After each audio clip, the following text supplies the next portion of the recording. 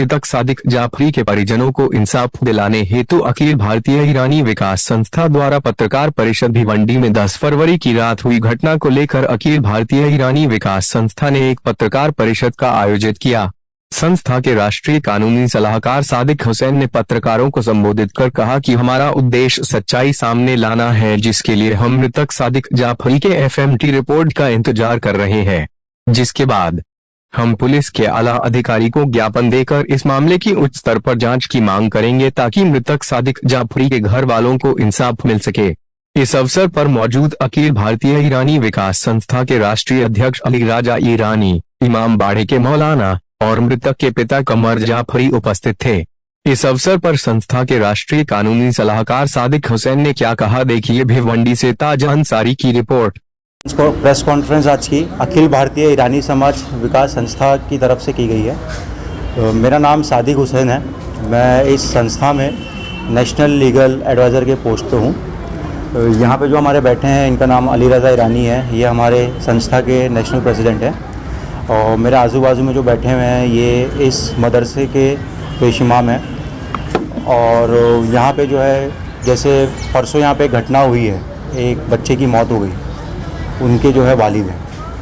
तो उसी इंसिडेंट के ऊपर आज हम ये प्रेस कॉन्फ्रेंस हमने यहाँ पे आयोजित किया है।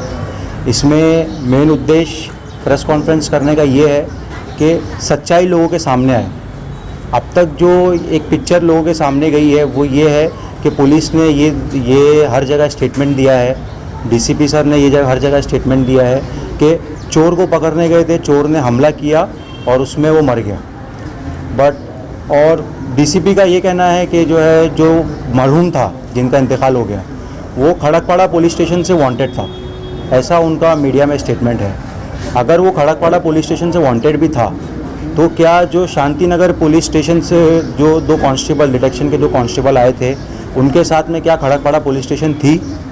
अगर थी तो क्या वो 41 सेक्शन 41I जो सीआरपीसी का बोलता है, जो रिक्वेस्ट लेके वहाँ से आती है, पुलिस मदद लेके आती है लोकल पुलिस स्टेशन की, वो कुछ भी यहाँ पे हुआ नहीं। सरासर यहाँ पे जो है गुंडागर्दी का राज चला है। इसके अलावा ईरानी समाज को लेके जो पुलिस ने मीडिया में और हर जगह एक फैला के रखी है कि चोर चोर चोर चोर। एक्चुअल अगर रैकेट देखी जाए तो एक खबरी और पुलिस की रैकेट है, और यहाँ पे जो चोर है वो खुद खबरी है। ऐसे अगर आपको कई सारे एग्जाम्पल चाहिए विद एफआईआर का, मैं आपको डेट के टाइमिंग और कोर्ट के कुछ डॉक्यूमेंट है, ये भी मैं आप लोगों के सामने रख सकता हूँ। और इसके अलावा बाकी मीडिया साथियों से एक ही दरख्वास्त करता हूँ कि जो ईरानी समाज को लेके हर जगह एक चीज़ चलाई गई है कि ईरानी बोले तो चोर, जिसकी वजह से अगर हम कहीं पे कुछ मदद मांगने के लिए भी जा रहे हैं, इसकी वजह से हमको बहुत कठिनाइयाँ होनी पड़ती है, काफ़ी एक्सप्लेनेशन हमको देना पड़ता है।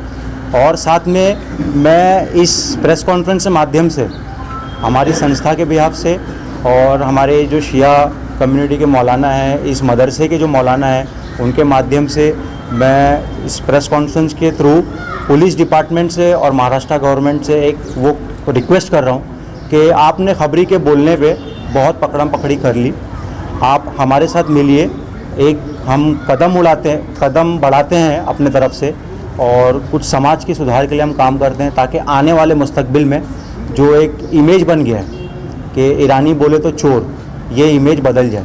और दूसरी चीज़, जो चोर बोल के हर जगह फेमस किया गया है, एक्चुअल में अगर आप देखने जाएं तो हमारी कम्युनिटी में जज भी है, हमारी कम्युनिटी में डॉक्टर भी है, हमारी कम्युनिटी के अंदर जो है काफ़ी सारे स्टूडेंट्स हैं जो लॉ की पढ़ाई कर रहे हैं, फाइनल ईयर में हैं।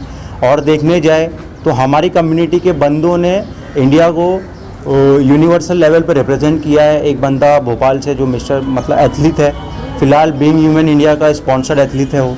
और ऐसी काफ़ी सारी चीज़ें हैं। बट पुलिस ने एक ही चीज़ हाईलाइट की है, अगर क्राइम बोले तो हर कम्युनिटी में, हर जात में, हर घर में होता है। हर कम्युनिटी में, हर जात में 2 फेस होता है, पॉजिटिव नेगेटिव। बट यहाँ पे कुछ अगर कम्युनिटी के तत्व लोग अगर क्राइम कर रहे हैं तो उसमें पूरी कम्युनिटी को बदनाम किया जा रहा है। दूसरी चीज़ ये कि जो बेगुनाह बच्चे हैं, पढ़ाई कर रहे हैं, अपनी मेहनत से कमा रहे हैं, एक खबरी के बोलने पे खबरी की दुश्मनी निकालने के लिए पुलिस उन बच्चों को जेल में डाल के उनका करियर ख़राब कर रही है। तो मैं थाना पुलिस कमिश्नर जयजीत सिंह, महाराष्ट्र के डीजीपी संजय पांडे और महाराष्ट्र गवर्नमेंट के होम गृह सचिव और होम मिनिस्टर दिलीप वलसे पाटिल से रिक्वेस्ट करूंगा कि इस चीज़ को रोकें और कम्युनिटी के जो नौजवान बच्चे हैं उनके मुस्तकबिल को ख़राब करना बंद करें। ख़ास करके ये प्रैक्टिस जो हो रही है वो थाना सिटी पुलिस में हो रही है। आप ज़्यादातर, मैं आपको एग्जांपल ऑफ एफआईआर दिखा सकता हूँ थाना सिटी पुलिस की, जो एक खबरी के बोलने पे बेगुनाह बच्चों को घर से उठा के लेके गए, चेन स्नैचिंग के केस डाल दिया, उनके रिकॉर्ड बना दिए, बाद में ऐसा रिकॉर्ड बना दिया कि एमसीओसी डाल दिया। जिस बच्चे के ऊपर कभी चोरी का केस नहीं है उसको ऑलरेडी एमसीओसी में वांटेड में डाल दिया। ऐसे काफ़ी सारे एग्जाम्पल हैं। एक 326 का केस है, उस बच्चे के ऊपर चेन स्नैचिंग गैंग का मेंबर बना के उसको एमसीओसी में डाल दिया। पीएम की रिपोर्ट के बाद आपका क्या कहना है? पीएम की रिपोर्ट के बाद हम फिलहाल एफएमटी रिपोर्ट के लिए वेट कर रहे हैं। एफएमटी रिपोर्ट आएगी, उसके आगे प्रोसीडिंग करेंगे। बट एज पर लॉ देखा जाए, कल हम शांतिनगर पुलिस स्टेशन में अपना जो आवेदन है वो देने वाले हैं। आवेदन देने के बाद हमारी दरख्वास्त रहेगी, जो सुप्रीम कोर्ट का डायरेक्शन है ललिता कुमारी केस में 48 आवर्स के अंदर वो एफआईआर रजिस्टर करें। It is a inquiry to subject. यहाँ पे जो एक ऑफिशियली इंक्वायरी जैसे होती है वैसी होनी चाहिए। जो ऑफिसर उसमें इन्वॉल्व है, पुलिस कांस्टेबल उसमें इन्वॉल्व है, साथ में शांतिनगर पुलिस स्टेशन के सीनियर पुलिस इंस्पेक्टर शीतल रावत, इनको पहली फुर्सत में यहाँ से ट्रांसफ़र करना चाहिए ताकि जो इन्वेस्टिगेशन हो वो फेयर हो, इन्वेस्टिगेशन में कुछ टेम्पर ना हो। इस वजह से जो कांस्टेबल वहाँ पे प्रेजेंट थे, घटनास्थल पे प्रेजेंट थे, जिनकी वजह से ये वारदात हुई है, उनको और शांतिनगर पुलिस इंस्पेक्टर के शांतिनगर पुलिस स्टेशन के सीनियर पुलिस इंस्पेक्टर शीतल रावत, इनको यहाँ से तत्कालीन ट्रांसफ़र किया जाए और कल जब आवेदन देंगे उसके बाद तुरंत एफआईआर किया जाए। रही बात कार्रवाई की, तो पीएम एफएमटी रिपोर्ट आने के बाद अगर वो कार्रवाई करते हैं तो भी हम उससे संतुष्ट हैं। बट पहला मैंडेटरी आवेदन के बाद हमारी एफआईआर होनी चाहिए।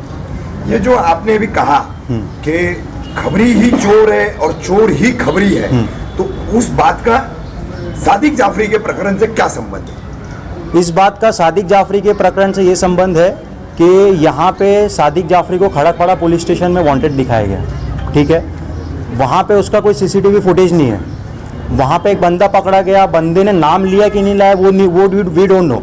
आप अगर पुलिस मैनुअल के हिसाब से देखेंगे या कुछ कोर्ट के कुछ आदेश हैं उसके हिसाब से देखेंगे कि आरोपी से अगर पुलिस इन्वेस्टिगेशन कर रही है तो वीडियो कॉन्फ्रेंसिंग के सामने होनी चाहिए।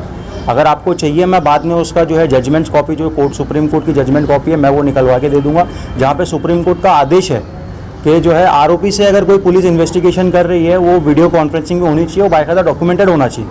बट यहाँ पे कुछ होता नहीं है, किसी ने भी बोल दिया, उनके इन्फॉर्मर ने बोल दिया कि इनका नाम डाल दो तो वो डाल देते हैं। और आज तक सादिक जाफरी के ऊपर जितने भी केस लगे गए, वो एक भी केस में आज तक उनको सज़ा नहीं हुई है। सिर्फ एक डाउट के बिहाफ पे उनको लेके केस लगाया गया और सारे केस कोर्ट में पेंडिंग है और ज़मानत का बाहर थे वो। और हमारा ये मानना है, हमारा ये कहना है कि फ़िलहाल में उनके ऊपर कोई केस पेंडिंग नहीं था। एक केस 353 का पेंडिंग था जिसमें घर वालों ने खुद लेके जाके पुलिस के सामने उसको सरेंडर कराया। ऐसे कितने मामले दर्ज थे उनके खिलाफ? ऐसे पुलिस वाले बोल रहे हैं कि 20 थे, बट मैंने ऑफिशियली अभी तक कुछ रिकॉर्ड उसका चेक नहीं किया है। वो जैसे ही आता है आगे वाले, जब हम इस केस के रिलेटेड कुछ प्रेस कॉन्फ्रेंस लेंगे उसमें वो उजागर करेंगे। पुलिस के मुताबिक यहाँ पर सादिक जाफरी 35 केस थे उनके ऊपर और कल्याण बाजार पेड़ के फरार आरोपी थे। ऐसा पुलिस तो बहुत कुछ बोलती है, बट पुलिस के बोलने पे यकीन नहीं किया जाता है। दोनों तरफ की सुनवाई करनी पड़ती है। पुलिस ईरानी समाज को लेके ऐसा करती है कि हमारा काम है सिर्फ केस लगाना, तुम्हारी बेगुनाही तुम कोर्ट में साबित करो। सच्चाई जानने का ज़रा भी प्रयास नहीं करती है।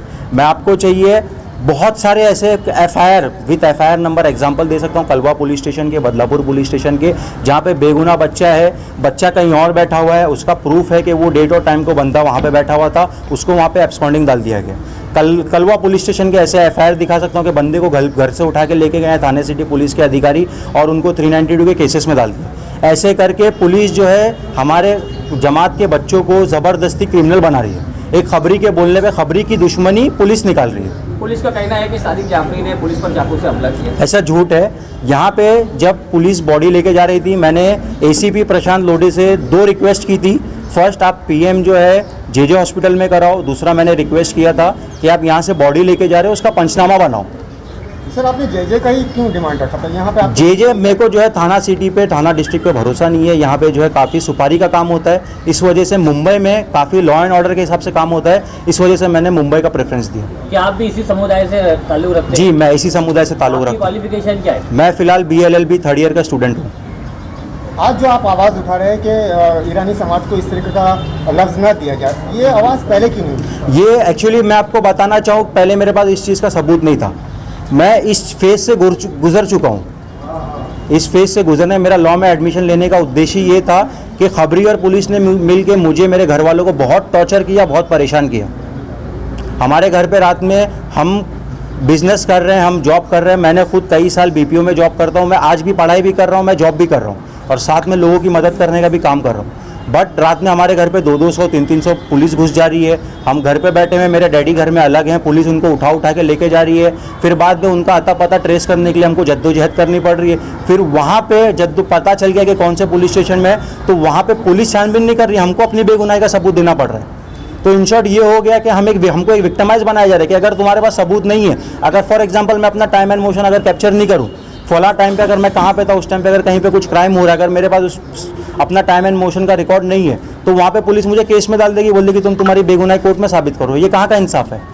आखिर पुलिस केवल ईरानी को ही क्यों टारगेट करती है, क्या वजह? ये ईरानी को टारगेट करने का मेन रीज़न है, देखो पुलिस का काम है कि अगर इन्फॉर्मर उनको इन्फॉर्मेशन दे रहा है, मैं ये नहीं बोल रहा हूँ कि सारे इन्फॉर्मर उनको गलत इन्फॉर्मेशन देते हैं, कुछ हैं जो सही इन्फॉर्मेशन भी देते हैं, बट कुछ हैं जो सुपारी वाला काम करते हैं। तो ऐसे इन्फॉर्मर से पुलिस बचे और कुछ भी इन्फॉर्मेशन मिल रही है, कुछ भी कार्रवाई करने से पहले उसको वेरीफाई किया जाए, सारे ऑथेंटिकेट एंगल से वेरीफाई किया जाए। अभी फॉर एग्जांपल मैं बदलापुर पुलिस स्टेशन का एक मैटर आपको बताना चाहूँगा, जहाँ पे किसी का नाम नहीं लेना चाहूँगा, उस बंदे को वांटेड डाला गया है।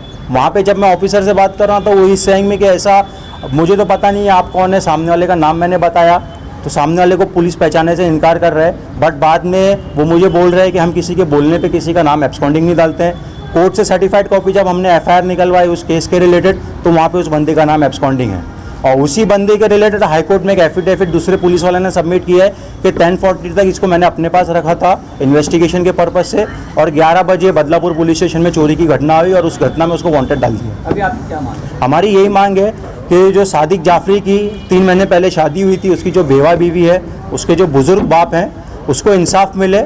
साथ में एक रिक्वेस्ट सभी पुलिस अधिकारी से, सभी आला अधिकारी से, महाराष्ट्र सरकार से मैं कर रहा हूँ कि आप सच्चाई जानने की कोशिश करिए, जो एक्चुअल गुनाहगार है उसको पकड़िए और जो बेगुनाह है उसको मदद कीजिए। कुछ बच्चे ऐसे हैं जो मेहनत करते हैं, खून पसीने की कमाई बोले तो पेटी लेके दिन भर धूप में घूम के चश्मा बेच के अपना पेट पालते हैं। उनको भी अगर खबरी से उनकी कोई दुश्मनी हो रही है, उनको भी पुलिस के जरिए फंसाया जा रहा है। बहुत से ऐसे लोग हैं जो भिवंडी छोड़ के जाके दूसरे शहर में बसे इसी रीज़न की वजह से। सर आपको ऐसा नहीं लगता है कि हमारे समाज में जो बिगड़े हुए लोग हैं, जो गलत राह पे चल चुके हैं, सबसे पहले उनको सुधारने की कोशिश की जाए? देखिए, इंसान की मानसिकता को हम कंट्रोल नहीं कर सकते हैं, बट पुलिस इस चीज़ पे कंट्रोल कर सकती है। पुलिस के इन्फॉर्मर हैं, पुलिस चाहे तो कोई भी इन्फॉर्मेशन दे रहा है उसको पहले वेरीफाई करे, उसके बाद में उस पर एक्शन करें। इंसाफ को लेकर क्या ईरानी समुदाय कोई प्रोटेस्ट वगैरह करे? प्रोटेस्ट तो फिलहाल नहीं करेंगे, कल हम जो है पहले वहाँ पे आवेदन देंगे, बिकॉज प्रोटेस्ट में ये हुआ कि वापस कुछ लीगल लिटिगेशंस बढ़ जाएंगी, इस वजह से प्रोटेस्ट में नहीं जाएंगे। हम जो है सीधा जो लीगली हमारा वे है, पुलिस अगर एफआईआर नहीं लेती है हम हाईकोर्ट का रुख करेंगे, अगर ज़रूरत पड़ी तो सुप्रीम कोर्ट जाना पड़ा तो वहाँ पे भी जाएंगे, उसकी भी तैयारी करके रखेंगे।